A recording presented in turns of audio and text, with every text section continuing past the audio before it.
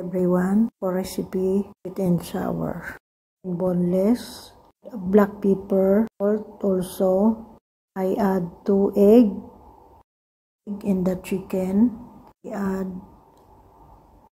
I add 2 spoon corn flour. Mix well, you use your hand. I add cooking oil in the pot. I add chicken, fry, leave golden brown. We clip the chicken, set aside the chicken. 2 bats this one.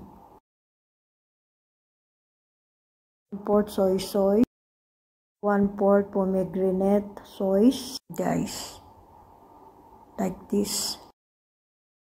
1 spoon tomato paste, 1 spoon of brown sugar as well.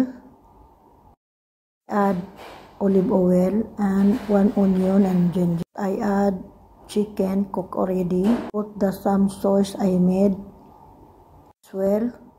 Combine together. Add yellow pepper and red pepper as well. Garlic pepper also. Season with corn flour. Cooking. Thank you for watching.